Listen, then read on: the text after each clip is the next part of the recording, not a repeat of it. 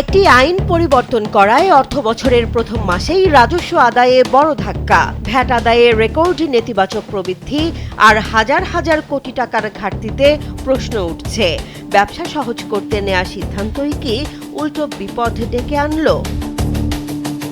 চলতি 2026-27 অর্থ বছরের বাজেটে জাতীয় রাজস্ব বোর্ড বা এনবিআর প্রতি মাসের পরিবর্তে 3 মাস অন্তর ভ্যাট রিটার্ন জমার সুযোগ চালু করে। উদ্দেশ্য ছিল ব্যবসা সহজ করা, কিন্তু নতুন অর্থ বছরের প্রথম মাসের হিসেব বলছে এই পরিবর্তনের পর ভ্যাট আদায়ে বড় ধরনের ধস নেমেছে। এনবিআর এর তথ্য অনুযায়ী জুলাই মাসে মোট রাজস্ব আদায়ের লক্ষ্যমাত্রা ছিল 38,880 কোটি টাকা, কিন্তু আদায় হয়েছে মাত্র 23,825 কোটি টাকা। অর্থাৎ এক মাসেই ঘাটতি দাঁড়িয়েছে 15,055 কোটি টাকা। সার্বিক রাজস্ব প্রবৃদ্ধিও নেমেছে -12.88%। সবচেয়ে বড় সংকট দেখা গেছে ভ্যাট খাতে। এই খাতে লক্ষ্যমাত্রা ছিল 15,876 কোটি টাকা, আদায় হয়েছে 8,356 কোটি টাকা, ফলে ঘাটতি 7,520 কোটি টাকা। ভ্যাট আদায়ে প্রবৃদ্ধি নেমে এসেছে -26.49%, যা গত এক যুগের মধ্যে সবচেয়ে খারাপ পারফরম্যান্স বলে মনে করা হচ্ছে। এনবিআর এর ভ্যাট বাস্তবায়নের দায়িত্বপ্রাপ্ত সদস্য সৈয়দ মুশফিকুর রহমান বলছেন, 3 মাস পর রিটার্ন জমার সুযোগ থাকায় অনেক ব্যবসায়ী সেই সুযোগ নিচ্ছেন। ফলে আপাতত ভ্যাট আদায় কম দেখা যাচ্ছে, তবে এর প্রকৃত প্রভাব অক্টোবরের আগে পুরোপুরি বিশ্লেষণ করা সম্ভব হবে না বলেও জানান তিনি।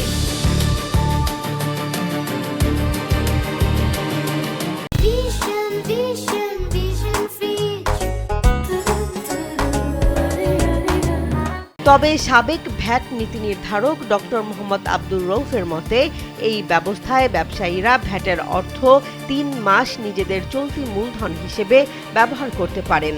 এতে নির্ধারিত সময়ে একসঙ্গে বড় অঙ্কের ভ্যাট পরিশোধে ঝুঁকি তৈরি হবে। পাশাপাশি রেয়াদ, ইনভয়েস যাচাই এবং ভুল সংশোধনের মতো বিষয়গুলোও আরও জটিল হয়ে উঠতে পারে। শুধু ভ্যাট নয়, শুল্ক কর ও আয়কর খাতেও লক্ষ্যমাত্রার তুলনায় আদায় কম হয়েছে। শুল্ক কর খাতে ঘাটতি 5,289 কোটি টাকা এবং আয়কর খাতে ঘাটতি 2,245 কোটি টাকা। ফলে নতুন অর্থ বছরের শুরুতেই রাজস্ব আদায় নিয়ে চাপে পড়েছে এনবিআর এর নতুন প্রশাসন। পরিস্থিতি পর্যালোচনায় ইতোমধ্যে অর্থ ও পরিকল্পনা বিষয়ক উপদেষ্টা ডক্টর রাশেদ আল মাহমুদ তিতুমির এনবিআর এর ঊর্ধ্বতন কর্মকর্তাদের সঙ্গে বৈঠক করেছেন। ভ্যাট রিটার্নের নতুন নিয়মের প্রভাব নিয়ে একটি ওয়ার্কিং পেপারও চাওয়া হয়েছে। অর্থাৎ এই সিদ্ধান্তে পরিবর্তন আসবে কিনা সেটিও এখন আলোচনায়।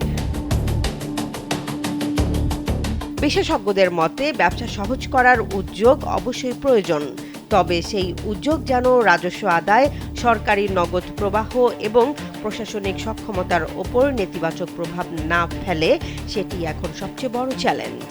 নতুন নিয়ম বহাল থাকবে নাকি আবার মাসিক রিটার্নে ফিরবে এনবিআর, এখন সেই দিকেই নজর সবার। জেসমিন জাহান, কালবেলা।